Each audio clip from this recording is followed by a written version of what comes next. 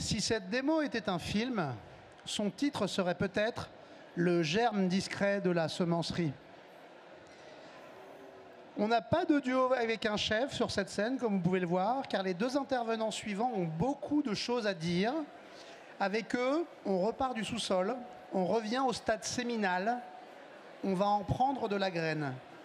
Et il faut bien dire que le métier qu'ils pratiquent est inconnu, pour ainsi dire. Les enjeux, la sélection, la stabilisation des variétés et la manière dont ils abordent leur métier, tout décarboné, tout à la main, est fascinant et crucial. Tout cela se passe donc dans leur semencerie artisanale et indépendante, mais ils animent aussi une école paysanne pour former et transmettre leurs pratiques, et également une ferme expérimentale où ils ourdissent des plans d'autres productions alimentaires. Bref, c'est la crème de la graine. Pour eux, la radicalité écologique, loin d'être un gros mot, est une nécessité absolue si on veut changer de paradigme productif avant qu'il ne soit trop tard, en espérant qu'il ne soit déjà pas trop tard. Mesdames et messieurs, Juliette Mauduit et Sylvain Pribilski.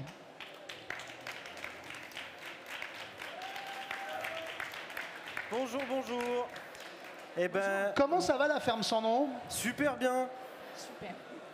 Et pourquoi toi super. Pourquoi cette ferme sans nom? Dans ce sans nom, il y a un truc un peu, moi j'ai l'impression un peu anard, non? Vous n'êtes pas un peu le comité invisible de la ferme, oh? On n'y avait pas pensé comme ça, mais c'est bien, ouais, on aime bien. Moi, j'apprécie la référence.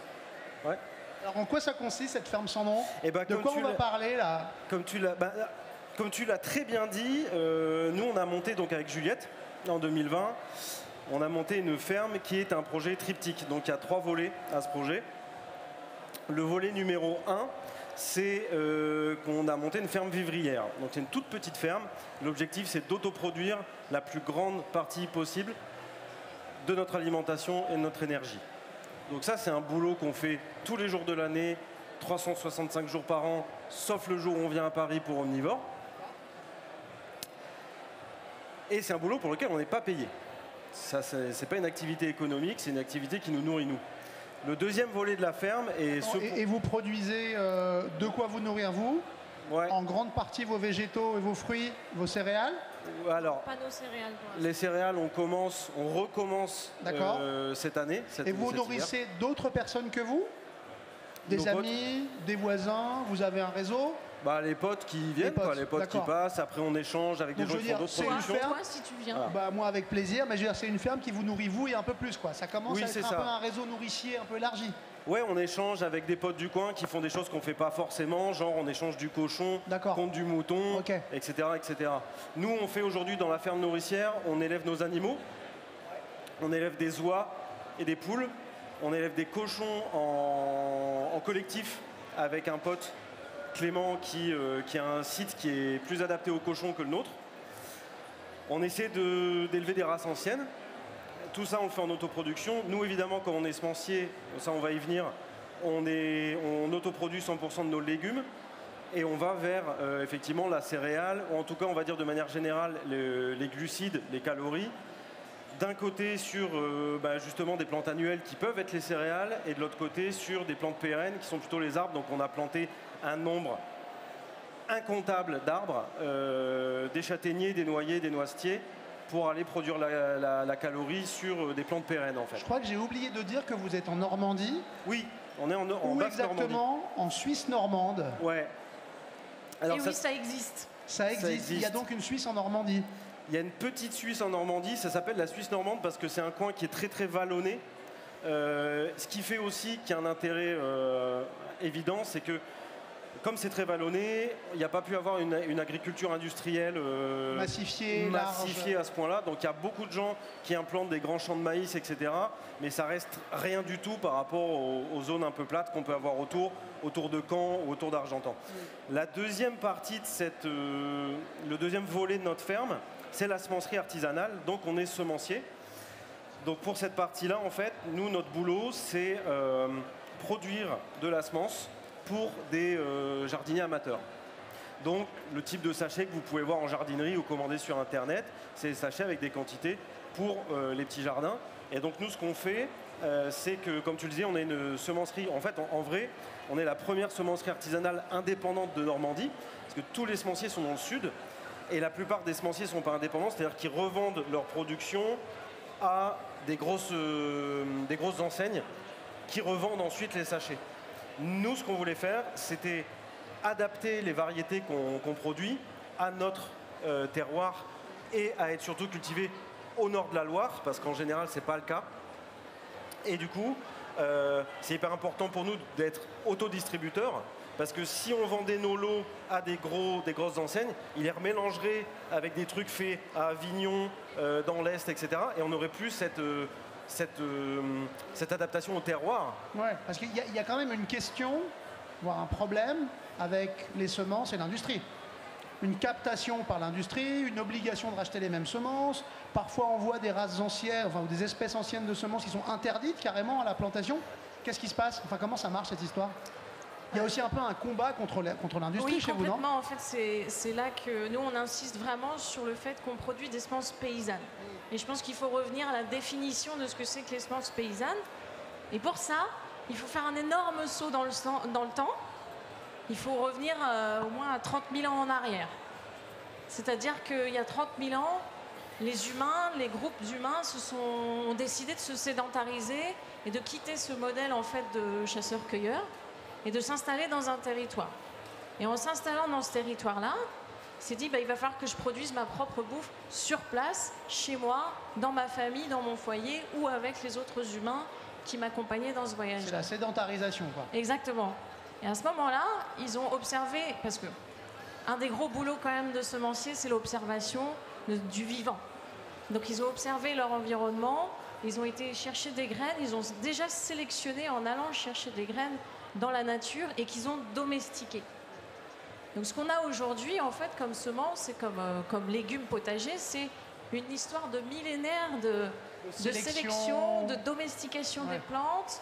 Parfois et d'adapter. Voilà, exactement.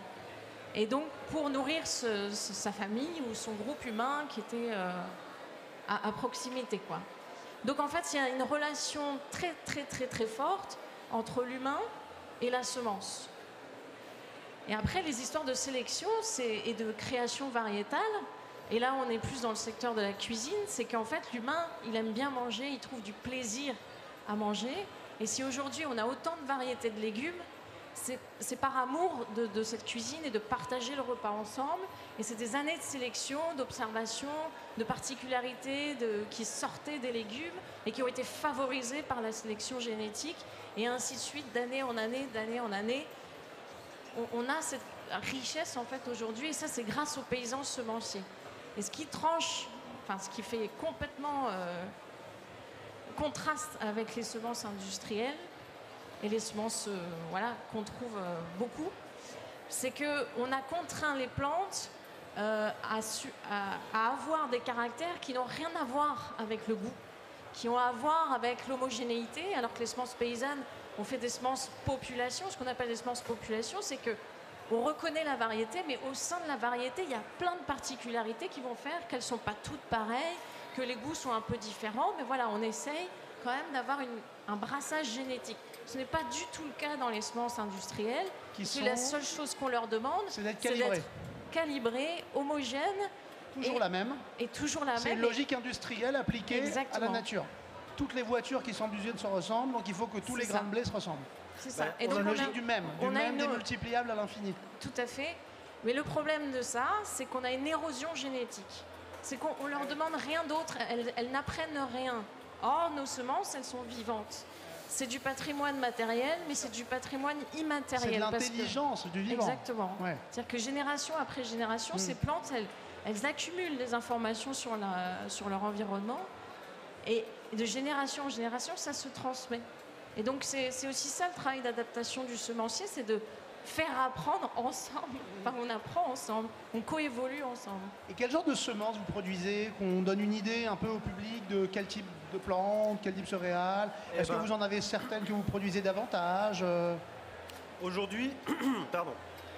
En fait, pour faire simple, on produit ce qu'on mange. D'accord. C'est aussi, ça fait aussi partie de la définition qu'on fait nous de la semence paysanne. Elle a vocation à nourrir. Et à la vocation à nourrir, mais surtout à la vocation de nourrir nous. C'est-à-dire que nous, Juliette et moi, on entretient une relation hyper intime avec chacune des graines qui vont se retrouver dans les sachets que vous allez éventuellement aller acheter pour faire pousser dans vos jardins. Comment ça se passe, ça? Nous, en fait, donc pour répondre à ta question, aujourd'hui, on produit des semences potagères. À l'avenir, si l'occasion fait un jour le larron, on va éventuellement proposer aussi un peu de céréales, pseudo-céréales, etc. Aujourd'hui, on propose aussi quelques variétés de potagères vivaces. Voilà. C'est-à-dire des plantes qu'on n'a pas besoin de replanter tous les ans, qui durent 2, 3, 4, 5, 10 ans parfois. Et nous, le rapport qu'on a avec ces semences-là, c'est que contrairement à des systèmes beaucoup plus gros que le nôtre, parce que nous on est tout petit et comme le disait Aitor, on bosse uniquement à la main, donc on a fait un choix très clair écologiste pour être cash, c'est qu'on ne veut pas que notre modèle économique dépende d'énergie fossile à quelque moment que ce soit. Alors le seul moment où on ne pourrait pas faire nous en sorte de se passer d'énergie fossile, c'est quand tu es à Montpellier, tu nous commandes un sachet et la poste doit te le ramener, là on sort de notre cahier des charges de base. Mais il paraît que vous avez un pigeonnier, que vous êtes en train de mettre un système de pigeons voyageurs, non? C'est une excellente idée, parce qu'en plus le pigeon c'est excellent. Mais oui. Par contre c'est très chiant à élever, c'est pour ça qu'on n'avait pas de pigeon, mais c'est la viande la plus riche en fer. Si vous avez des carences en fer, ce qu'il faut manger c'est du pigeon. Mais c'est vrai que quand tu reçois du coup ta semence, tu peux manger le facteur. Enfin tu peux manger le pigeon. Il vaut mieux manger le facteur. Bon les pauvres, les facteurs, c'est pas eux qu'il faut manger en premier. Non. J'ai d'autres idées d'abord. Ouais, je vois ce que tu veux dire. Ce que je voulais dire, c'était que, bon voilà, mais un jour, on espère bien que tout le monde autour de nous, enfin tous les gens dans les villages autour de nous vont se remettre à faire leur jardin et du coup la distribution, elle sera beaucoup plus simple, on pourra la faire à cheval. Et des semenciers comme nous, il pourra y en avoir tous les 20-30 km partout en France. Il y a une création d'emplois qui est absolument énorme. Par contre, c'est un métier qu'on apprend nulle part. C'est pour ça que le troisième volet de notre ferme, c'est l'école paysanne, comme tu le disais, où on transmet nos savoir-faire lors de formations et de stages sur plein de sujets différents, parce qu'on n'est pas que semencier, on est aussi autoproducteur, et du coup on a des savoir-faire sur l'autoproduction de bois de chauffe, le poulailler, enfin la basse-cour en agroécologie, l'élevage sous différentes formes. Aujourd'hui on fait de la culture de champignons, là on est sur bûche, donc là, en ce moment, on déborde de shiitake, si tu veux, on en a trop. Et on s'est rendu compte que manger trop de shiitake d'un coup, ça fait suer un peu, vachement. Ah bon? C'est une sorte de, je sais pas, il y a une sorte de réaction. C'est pas vrai? Ah ouais? Ouais, parce que quand on a trop, tu essaies de manger que ça. Et question personnelle, intime. Qu'est-ce que vous faisiez avant de faire ça? Vous avez grandi en ville? Ouais. Vous êtes des urbains? Moi, je suis née en Normandie. En réalité, je suis née pas loin de là où on est aujourd'hui. C'est un gros retour aux sources. Mais effectivement, moi, ça faisait plus de 10 ans que j'étais en Belgique et j'étais musicienne professionnelle et réalisatrice de films. D'accord. Mais j'utilise encore vachement de connaissances de ce moment-là. Dans ce qu'on fait. Rien ne se perd, tout se transforme? Non, pas du tout. Notamment, il y a un truc qui me tient vraiment à cœur et je sais qu'on n'avait pas prévu d'en parler, mais c'est pas grave. c'est que toute cette activité artistique, moi, elle m'a donné aussi pas mal de compétences en accompagnement du corps. Et que je sens bien que se remettre à la paysannerie, c'est pas... C'est remettre le corps en branle, c'est remettre le corps en action. Le corps devient vraiment un outil, donc c'est vrai que dans l'école paysanne, j'aimerais bien un jour pouvoir accompagner ces nouveaux paysans qui arrivent et leur dire si à 50 ans vous voulez pas tout arrêter parce que vous êtes mort, en fait il va falloir s'accompagner aussi. Bien sûr. C'est pas un jour, c'est en 2023 déjà. En réalité, déjà. C'est calé dans le planning. Voilà. Et Sylvain, toi alors, t'as grandi en ville? Moi j'ai grandi en ville, dans le pire mélange enfin les pires côtés de la ville et le pire côté de la campagne, dans le Pas-de-Calais, dans le bassin minier. Et moi j'ai été pendant toute ma carrière jusqu'à il y a une petite dizaine d'années musicien aussi, musicien de tournée. Et donc j'ai fait une reconversion vers l'agriculture en 2013-2014. Suite à une grosse prise de conscience écologiste, j'ai fait de toute façon. Donc j'ai voulu commencer je dis ça parce que clairement, et disons-le, évidemment, c'est pas du tout un gros mot, au contraire, il y a un enjeu de politique dans ce que vous faites. Ah oui, très fort. Au sens plein du politique. Au sens de ce que ça veut dire que se nourrir, vivre, dans quelles conditions, produire, etc. Ouais, il y a un enjeu politique dans le sens de l'organisation de la société. C'est ça, pas au sens partisan, au sens vaste et beau du terme. Voilà, comment on organise la société. Moi, je me suis rendu compte en étant petit intermittent, vivant à Lille puis à Paris, que si je voulais m'acheter des légumes qui n'étaient pas complètement empoisonnés, j'avais juste pas les fonds pour le faire.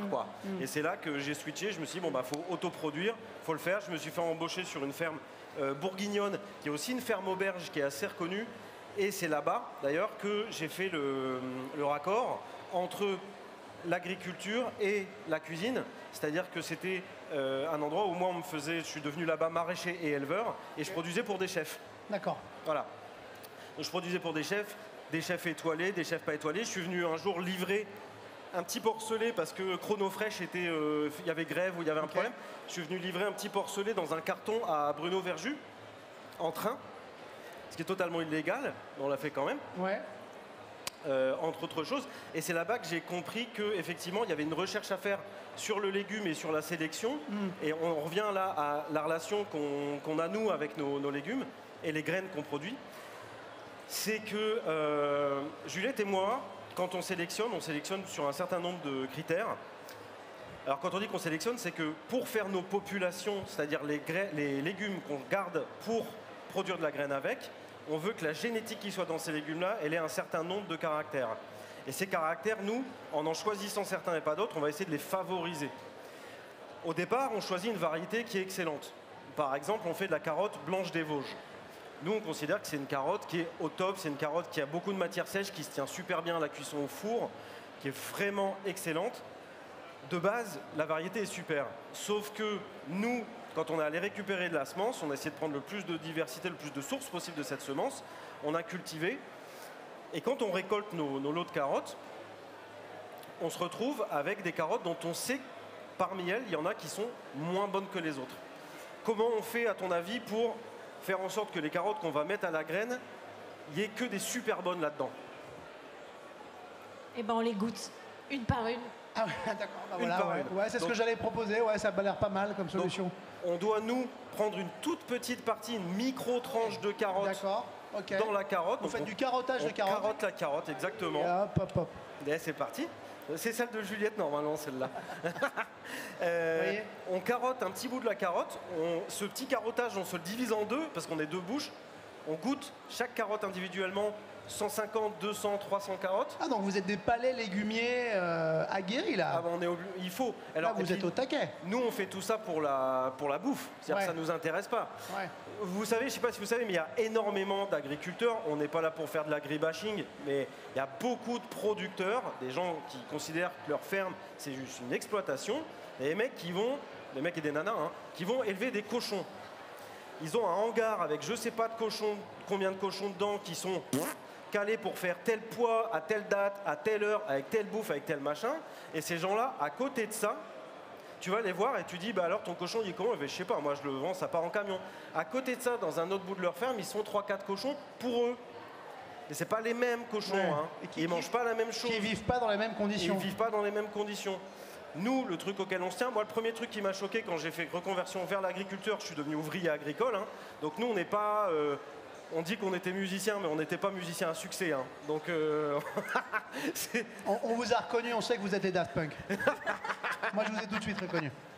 On n'était pas musicien à succès, donc on n'a pas démarré avec un patrimoine, genre allez, on va monter une ferme et faire des trucs pour les riches. Au contraire, moi, quand je suis devenu ouvrier agricole, je suis allé bosser pour des gens qui ont du fric.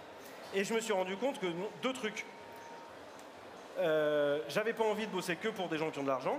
Et deuxième chose, j'avais pas envie d'être un de ces agriculteurs que je rencontrais justement dans ce milieu-là, qui ne se nourrissaient pas eux-mêmes. C'est bien souvent quand on est ultra spécialisé, on produit un truc, et éventuellement ça, on va en manger plein, mais on mange pas que ça. Et donc, voilà, nous ce qui nous intéressait, c'est d'avoir cette diversité-là. Pour revenir à la sélection, donc du coup nos carottes, on les goûte une par une, et on enlève tout ce qu'on kiffe pas. La carotte, c'est, pour faire très court, pour que vous preniez un tout petit peu, une petite idée de ce que ça veut dire produire une graine de carotte. Donc au final, une carotte. Faire une graine de carotte, nous, ça nous prend 2 ans. Année 1, on plante la graine, donc les graines, beaucoup. Les carottes poussent. La carotte, au bout d'un moment, elle fait cette taille au bout de 3, 4 mois et demi. Là, c'est le stade où le maraîcher s'arrête normalement. C'est-à-dire la carotte, elle est au stade croissance pleine. Croissance maximum, à la limite bonne pour la garde. Là, on la ramasse. Et là, chez le maraîcher, pour le maraîcher, ça part au marché. Pour nous, c'est le stade où on les ramasse. On fait une première sélection au visuel. C'est-à-dire que la carotte blanche des Vosges, elle doit être bien conique, bien blanche, d'une certaine taille, etc. Ça, c'est pas, comment dire, c'est un gabarit plutôt. C'est-à-dire qu'on n'est pas sur un truc où il faut qu'elles fassent toutes exactement 23 cm. Mais dès qu'on a des carottes très très très fines ou qui ont fait un peu n'importe quoi à cause d'un caillou ou un trait génétique, on les vire, on les mange. Grosso modo, nous, on mange tous les trucs moches et on garde les trucs jolis pour la semencerie. La carotte, c'est bisannuel, c'est-à-dire que ça fait des graines au bout de la 2e année. Donc ce qu'il faut, c'est que la carotte, elle passe l'hiver. Donc normalement, dans le milieu naturel, elle passe l'hiver dans le sol. Mais nous, si on la laisse dans le sol, nos plus belles carottes, on ne peut pas savoir si elles sont belles ou pas. Il faut qu'on les sorte, on les trie et on les met en conservation dans un cellier ou dans une cave. Ces carottes, au printemps, on les ressort. Il y en a qui n'ont pas passé l'hiver. Super, ça nous permet de virer les gènes qui font que les carottes se tiennent mal l'hiver. Parce que nous, en tant que paysans et en tant qu'autoproducteurs de notre propre bouffe, ça nous intéresse d'avoir des carottes qui passent l'hiver. Résistantes. Parce que le moment où on n'a plus de bouffe, nous, c'est pas janvier, février, mars. C'est une sélection naturelle que tu accompagnes au fond, quoi. Exactement. Voilà. Mais on l'oriente très fort. Ouais, bien sûr. La carotte en question, voilà. Donc, toutes celles qui n'ont pas passé l'hiver, on les vire. Et là, c'est là qu'on fait notre dégustation. On les goûte toutes. On vire toutes celles dont le goût ne nous plaît pas. On garde les autres. Et là, on les replante. On ne les replante pas à l'intervalle auquel on plante des carottes d'habitude, c'est-à-dire pour nous 8 cm. Là, c'est tous les 30 cm, donc il nous faut beaucoup plus de surface. Et la carotte, qui normalement, dont le feuillage fait à peu près cette taille-là la première année, là, le feuillage, la carotte, elle monte à cette hauteur-là. Ah ouais.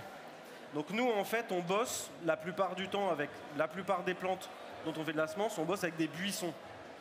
Sur la 2e année, ces plantes deviennent des grands buissons qu'il faut vachement protéger parce que du coup, c'est super fragile. Ça peut facilement se casser avec le vent, avec une grêle. Et du coup, ces buissons-là montent en fleurs. Nous, on les invite à juste être pollinisés de la manière dont il faut. Et on a énormément de boulot à faire pour que les croisements ne se fassent pas dans le mauvais sens. C'est-à-dire qu'une variété de carottes, mettons Blanche des Vosges et la carotte de 40 ans, si elles sont toutes les deux en fleurs au même moment l'une à côté de l'autre, ça se croise. Et à ce moment-là, on a de la Blanche de 40 ans ou de la Orange des Vosges et c'est plus du tout ce qu'on voulait. Et cette stabilisation-là de la variété, elle est super importante parce que dès qu'on sort cette stabilisation-là, ce sont les gènes sauvages des variétés qui ressortent en premier. Voilà.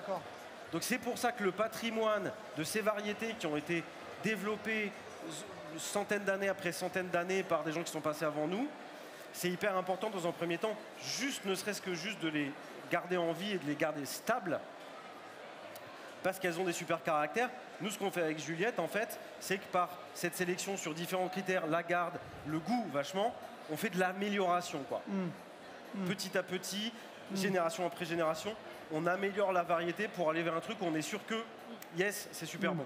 Mais c'est vrai que ce que tu disais, Aitor, que c'est un métier qui est peu connu. Quand on parle à des maraîchers, ça commence à changer, hein. Mais quand on parle à des maraîchers autour de nous, les maraîchers ne savent pas à quoi ressemblent certains légumes quand ils montent en graines. Ils n'ont pas cette connaissance-là. Donc ce qui prouve bien que c'est des connaissances techniques qui sont au-delà en fait du maraîchage. Le maraîchage est la base, mais nous on va 3 fois plus loin.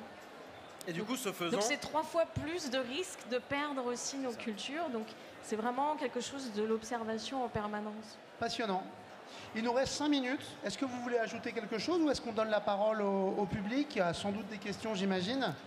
Moi j'avais une dernière chose à dire, c'est qui est vraiment très importante à comprendre. C'est que la question de la semence, c'est une question qui est fondamentale. Tout ce qu'on mange, tout ce qu'on boit à part de l'eau, tout ce qu'on a dans notre assiette, ça vient d'une semence. Et donc, si on ne se réapproprie pas en fait cette question, c'est une question de souveraineté alimentaire et de résilience collective. C'est la question séminale, complètement. Donc c'est la base de la base de la question alimentaire. Même pour la viande. Même pour la viande, bien sûr. Le fromage, ça va dépendre des pâtures que les animaux vont manger. Et ça, c'est encore dans la main de semenciers gigantesques qui ont, encore une fois, comme on l'expliquait tout à l'heure, sont dans des logiques tout à fait différentes des nôtres. La résistance par la graine. Je vais vous donner la parole, on les applaudira peut-être après. Est-ce qu'il y a des questions dans le public sur ces graines, sur ces sélections? Il y a une question dans le public. Bonsoir. J'ai une question sur ces graines qui sont très adaptées à la Suisse normande. Moi, je suis lyonnaise, j'ai un jardin, je vous suis, mais si on les fait venir jusqu'à Lyon, le climat n'est pas du tout le même, les conditions ne sont pas du tout les mêmes. Est-ce que ça peut marcher? Alors, ça peut marcher sans problème, c'est une question qu'on nous pose souvent, et effectivement, nous, notre petite réponse, un peu où on fait les malins, c'est genre, qui peut le moins, peut le plus. C'est-à-dire que techniquement, la différence entre, à part les questions pédologiques, c'est-à-dire type de sol, et les questions climatiques, météorologiques en général, c'est que toi, dans ton coin, tu as une saison de culture qui est beaucoup plus longue que la nôtre. Donc si nous, on a réussi à adapter des variétés pour qu'elles arrivent à terme dans notre saison de culture qui est beaucoup plus courte, avec moins d'ensoleillement, de ton côté, tu n'auras pas de problème. Donc welcome, tu peux en prendre, ça va pas être problématique. Oui, et en plus, nous, ce qui se passe, c'est qu'on n'a pas d'irrigation artificielle. Donc on fait de l'adaptation à la culture, on fait de l'adaptation à la sécheresse. Et parce qu'on croit toujours en Normandie, il pleut tout le temps, ben non, c'est plus du tout le cas. Là, c'est tout cramé chez nous en ce moment.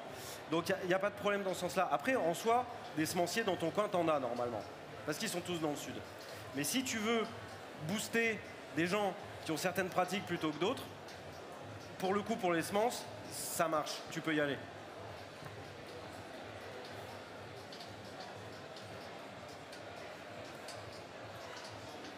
J'ai cru comprendre que vous aviez une approche très respectueuse de beaucoup de différents cycles, y compris écologiques.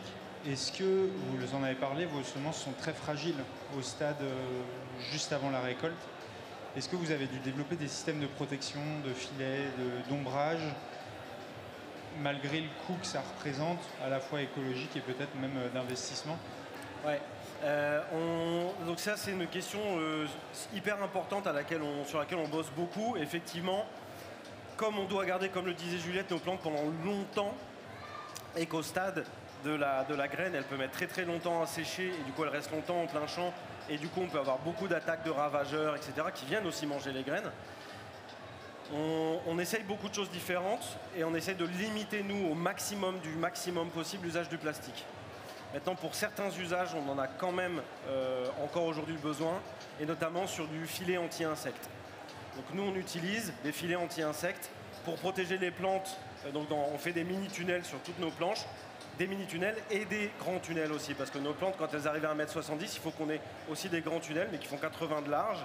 Et du coup, on implante là-dessus, on pose des filets anti-insectes qui nous permettent de protéger d'un certain nombre de bestioles. Ces filets-là, simplement, il y a plusieurs options quand tu peux les acheter. Il y en a qui sont donnés pour durer une saison. Et il y en a qui sont donnés pour durer 5-6 saisons, voire 10. Bon, bah, nous, on fait l'effort de prendre celles qui sont données pour 10. On va essayer de les faire durer plus longtemps que ça encore. Et en parallèle, nous, ce qu'on aimerait vraiment bien, ce serait, en se développant, bosser avec des gens qui vont pouvoir nous aider à développer, par exemple, des filets anti-insectes en maille naturelle, quoi. En fibre végétale, par exemple. Ça, ce serait vraiment cool. Le problème, c'est qu'aujourd'hui, ça n'existe pas. Voilà. Donc, on a un petit peu de plastique dans notre système, mais c'est du plastique qu'on va essayer de faire durer le plus longtemps possible. Voilà. Après, le jour où on se dit qu'on ne pourra plus utiliser ça, bah, on ne fera plus de fabacées du tout, ni de brassier cassé non plus. Et puis voilà. D'autres questions ?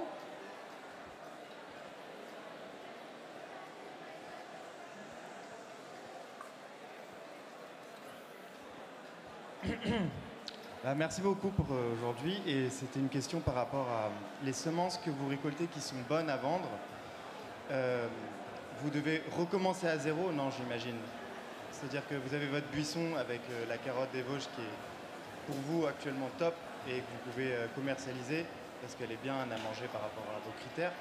Est-ce que vous arrivez à refaire une semence exacte ou il faut repasser par toutes les intermédiaires que vous avez passé lors de la première fois que vous avez découvert les carottes des Vosges. Est-ce que je me suis bien expliqué? La question, c'est, je crois, est-ce que vous plantez vos propres semences, non? Oui, tout à fait, oui. Après sélection, c'est pas ça? Excusez-moi de mal m'expliquer. Vous recommencez toute cette sélection. Vous avez trouvé la carotte des Vosges qui était bien. Ouais. Et vous pouvez pas la replanter et avoir une carotte pardon. Pour refaire une semence, vous devez repasser par toutes les étapes, même si vous avez récupéré. Ah oui, tous les ans, tous les ans. Est-ce que vous carottez de la carotte souvent? Enfin, je crois que tous les ans, ça la question. Tous les ans, la nouvelle génération. Et en fait, nous, ce qu'on fait, c'est que, donc, effectivement, nous, tous les ans, notre devoir, si en plus on est conservateur de variétés, c'est de produire suffisamment de semences pour nous pouvoir vendre ce qu'on veut vendre et avoir suffisamment, nous, de stock pour ressemer l'année suivante et recommencer tout ce cycle. Donc c'est totalement infini, en fait. Ça, c'est jusqu'à ce qu'on crève ou jusqu'à ce qu'on n'en puisse plus, quoi, grosso modo, cette histoire. Et si ça peut rajouter un peu de l'eau au moulin de tout le monde, la conservation de variétés dans le temps long, pour nous, c'est pas un truc genre, allez, cette année, sur notre ferme, on va faire que de la carotte blanche des Vosges partout, on va tout récolter, tout foutre dans un congélo, et après, on n'en fait plus pendant 10 ans. En fait, si on fait ça, pendant les 10 ans qui passent, cette carotte-là, elle ne s'adapte plus, parce qu'elle ne vit plus. La génétique qu'il y a dans cette graine qui a été faite en 2022, c'est les souvenirs génétiques de la plante, ils datent de 2022 et de toutes les générations d'avant. Si on la reprend qu'en 2032, c'est fini. C'est comme un mec qui se réveillerait du coma 10 ans après et qui n'aurait pas vu la mort de la reine Elisabeth. C'est ça, et t'as pas vu ce qui se passe entre deux. Donc pour nous, ce qui est hyper important, c'est que ces légumes, ils vivent tous les ans, parce que c'est comme ça qu'ils s'adaptent. Et c'est comme ça qu'ils vont éventuellement, on croise les doigts, on n'a pas beaucoup d'espoir, mais voilà, s'adapter suffisamment vite avec le changement climatique.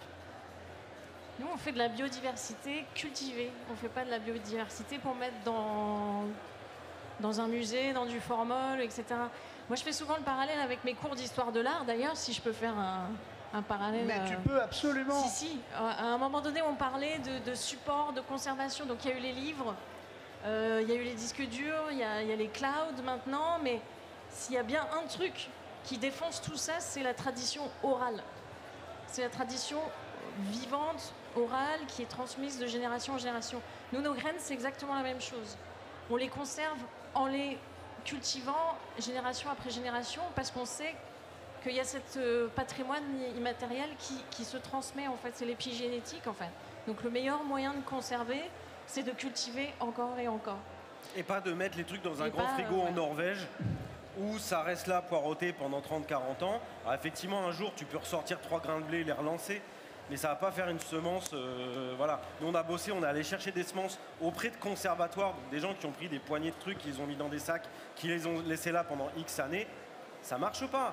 Là, t'as 30 graines, on te file 30 graines, t'en as 2 qui partent. Pour nous, c'est pas un bon résultat. Nous, les gens qui nous achètent nos semences, ils sont super surpris. Ils nous envoient des messages sur le net pour nous dire « Je comprends pas, il y a tout qui part ». Parce que même chez les autres semenciers, ils ne sont pas habitués à ce qu'ils aient 100% de germination positive, en fait. C'est parce que les gros semenciers, ils vous vendent le stock d'il y a 5 ans. Ouais, donc il y a énormément de pertes. Nous, on n'a pas assez de stock pour garder du stock comme ça. Donc, si tu achètes un truc chez nous cette année, c'est le stock de l'année dernière, en fait. Et voilà. Du coup, c'est vivant. Sur ces bonnes paroles, cultiver, cultiver encore. Je crois que ce sera un peu le titre de tes mémoires, Juliette. Merci beaucoup pour cette démonstration vraiment passionnante. Merci à toi. Merci de nous ramener à la graine et advienne que pourra.